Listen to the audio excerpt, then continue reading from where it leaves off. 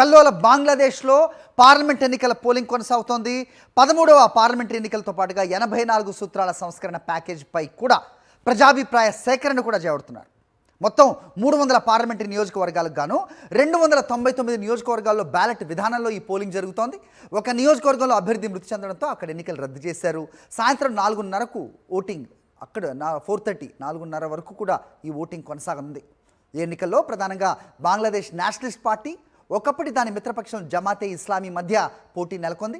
షేక్ హసీనా నాయకత్వంలోని అవామీ లీగ్ ఎన్నికల్లో పోటీ చేయకుండా మహమ్మద్ యూనస్ ప్రభుత్వం గత ఏడాది నిషేధం విధించింది.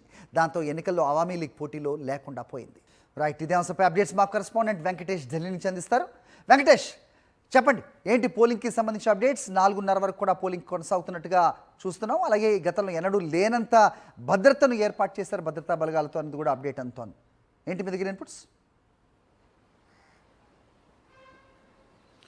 బంగ్లాదేశ్లో ఎన్నికల ప్రక్రియ కొనసాగుతుంది. ఉదయం 7:30కు పోలింగ్ ప్రారంభమైంది. సాయంత్రం 4:30 వరకు కూడా పోలింగ్ కొనసాగబోతుంది. ప్రధానంగా బంగ్లాదేశ్ నేషనలిస్ట్ పార్టీ అలాగే జమాతే ఇస్లామీ మధ్య ప్రధాన పోటీ నెలకొంది. ఈసారి అవామీ లీగ్ పైన నిషేధం విధించడంతో షేక్ హసీనా పార్టీ ఎన్నికల్లో పోటీ చేయలేనటువంటి పరిస్థితి ఏర్పడింది. సో ప్రస్తుతం ఉన్నటువంటి అంచనాల మేరకు బంగ్లాదేశ్ నేషనలిస్ట్ పార్టీ ఖచ్చితంగా ఎన్నికల్లో విజయం సాధిస్తుందని ఆ పార్టీ అధ్యక్షుడు తారిక్ రెహమాన్ ప్రకటించినటువంటి పరిస్థితి.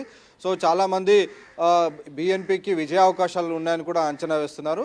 అలాగే జమాతే ఇస్లాం పార్టీ ప్రధానంగా ఇది మతతత్వ పార్టీ అని చెప్తున్నారు. సో ఆ మతతత్వ పార్టీ జమాతే ఒక కూటమి ఏర్పాటు చేసింది. ఆ కూటమిలోనే నేషనలిస్ట్ సిటిజన్స్ పార్టీ, ఎవరైతే ఈ విద్యార్థులందరూ కలిసి షేక్ హసీనా ప్రభుత్వాన్ని కూలదోశారో, సో ఆ పార్టీకి ఆ విద్యార్థులంతా కలిసి నేషనలిస్ట్ సిటిజన్ పార్టీ ఏర్పాటు చేశారు. సో ఈ విద్యార్థులందరూ కూడా జమాతే ఇస్లామీ కూటమిలో ఉన్నారు. సో ఈ కూటమికి అలాగే బంగ్లాదేశ్ నేషనలిస్ట్ పార్టీకి మధ్య ప్రధానమైనటువంటి పోటీ నెలకొంది. సో అక్కడక్కడ హింసాత్మక ఘటనలన్నీ కూడా నమోదవుతున్నాయి. అనేక చోట్ల రిగ్గింగ్ జరుగుతుంది. బ్యాలెట్ పేపర్ ఉపయోగించి ఎన్నికలు నిర్వహిస్తున్నటువంటి నేపథ్యంలో అనేక చోట్ల రాత్రే బ్యాలెట్ పేపర్లపైన రిగ్గింగ్ చేశారు, నైట్ ఓటింగ్ జరిగిందనేటువంటి ఆరోపణలు అవామీ లీగ్ చేస్తోంది. ప్రధానంగా ఇదంతా కూడా ఎన్నికల్లో తీవ్రమైనటువంటి అక్రమాలు జరుగుతున్నాయి, ఇది ఒక స్టేజ్డ్ ఎలక్షన్ అని అవామీ లీగ్ ఆరోపిస్తున్నటువంటి నేపథ్యంలో ఈ ఎన్నికలను పరిశీలించేందుకు అంతర్జాతీయ పరిశీలకులు అలాగే పెద్ద ఎత్తున విదేశీ జర్నలిస్టులను కూడా బంగ్లాదేశ్ ప్రభుత్వం ఆహ్వానించింది. సో వారందరూ కూడా వారి అబ్జర్వేషన్ కూడా దీనిపైన కొనసాగుతున్నటువంటి పరిస్థితి. సో మొత్తానికి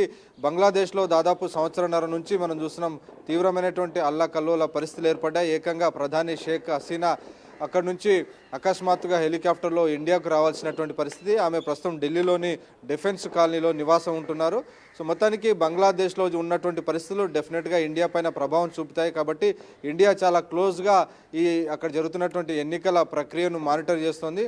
ఒకవేళ అక్కడ బంగ్లాదేశ్ నేషనలిస్ట్ పార్టీ కనుక విజయం సాధిస్తే ఇండియాతో న్యూఢిల్లీ లీడర్షిప్తో మంచి సంబంధాలు ఉన్నటువంటి నేపథ్యంలో తిరిగి బంగ్లాదేశ్తో ఉన్నటువంటి సంబంధాలన్నీ కూడా తిరిగి మామూలు పరిస్థితికి వచ్చేటువంటి అవకాశం ఉందని అంతర్జాతీయ నిపుణులందరూ కూడా అంచనా వేస్తున్నారు.